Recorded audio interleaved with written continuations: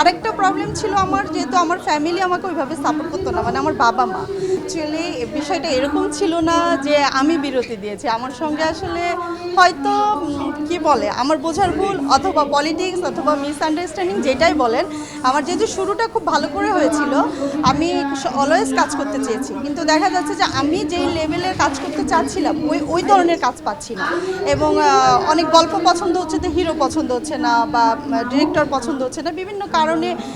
আরেকটা প্রবলেম ছিল আমার, যেহেতু আমার ফ্যামিলি আমাকে ওইভাবে সাপোর্ট করতো না, মানে আমার বাবা মা। সো আমি একা মুভ করতাম, যে কারণে হচ্ছে যে আমি অত দূর এগোতে পারিনি।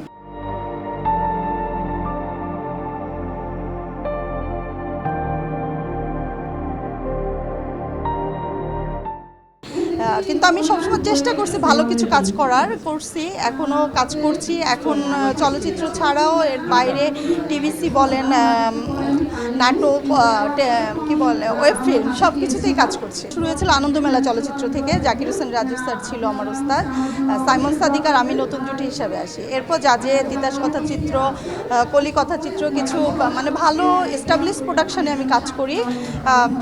জানি না, আমাকে হয়তো তাদের, আমার ছবিগুলো কিন্তু সবগুলোই ভালো গিয়েছে, দর্শক অ্যাকসেপ্ট করেছে, কিন্তু কাজ কমে গিয়েছিল। তো তখন আমারও পড়াশোনার একটু চাপ ছিল, আমার এমবিএটা তখন কমপ্লিট হয়নি, আমি পড়াশোনা নিয়ে ব্যস্ত হয়ে যাই। পরে দেন আবার ব্যাক করে আবার রেগুলার কাজ করছিলাম।